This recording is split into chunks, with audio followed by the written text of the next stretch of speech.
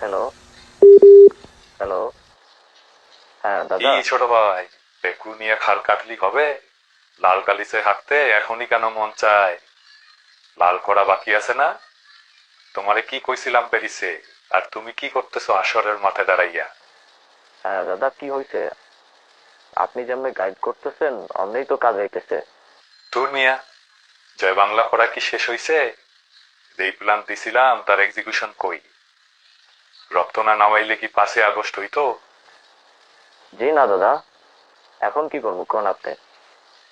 ইন্ডিয়াতে বইসা ফাল পাড়তেছে। ফাল নাকি আমাগো ফালাইব। জি দাদা। দলের নেতারা কেমনে জানে পানি পায়? আর কথা কইলে যদি রাস্তায় নামে কি হইব বুঝতেছো? জি দাদা। এখন আমি তোমাকে লগে প্রাইভেট ইউনিভার্সিটির জেনজি দেখতেছি না। জি দাদা, এখন কি করবো? জেনজি কেমনে নামাইছিলা বুইলা গেছো মিয়া? না না দাদা। তাইলে প্রাইভেট ইউনিভার্সিটি যেগুলো তোমাকে লগে আসে ওইখান থেকে 4টা সিলেক্ট করবা, একটা মাইয়া রাখবা। জি বুঝছি। তুমি আমার বুঝছো? শোনো, তোমার ভেকু এখন কাজে লাগো। জি জি জি। মাটি কাইটা এই দেশে ক্ষমতায় থাকতে পারবা না, বুঝছো? জি দাদা। কি বুঝছো? না মানে দাদা আপনি বলেন। শোনো, মার জানান দিতে হবে জেনজি ওরে ভেকু লাগাও 32-এ। এর কথা শুরু, ভেকু ঢুকবে মিছিল কইরা। জি দাদা। 12 দিতে আসবো কনফার্ম।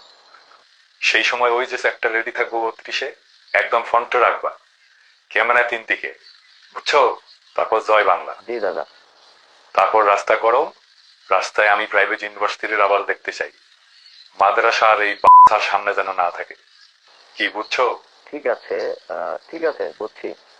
একে 32 শেষ, শেষ, 4টা লাশে নিষিদ্ধ। আর 7 তারিখ দিবা ইনক্লাব প্রোক্লামেশন। আর শোনো, আমি বুইরের সাথে কথা কইছি, হালারা আজি। তুমি তারে কিছু জিগাইতে যাইও না। হাসনাত সার্জিস সময় মতো স্ট্যাটাস মারবে। তুমি খালি সম্মতি সূচক স্ট্যাটাস দিবা। ঠিক আছে বুঝছি। আপনি টেনশন নিয়েন না দাদা। আমরা একটা গ্যাপে পড়ছি, সেটা থেকে মুক্তি দিতে এর উপর প্ল্যান নেই। আর দাদা 4টায় ফেলে রাখি। কি মাইয়া মায়া লাগে? কি যে কন্যা দাদা। ঠিক আছে, ডান। ইনকিলাব জিন্দাবাদ। ঠিক আছে, ইনক্লাব জিন্দাবাদ।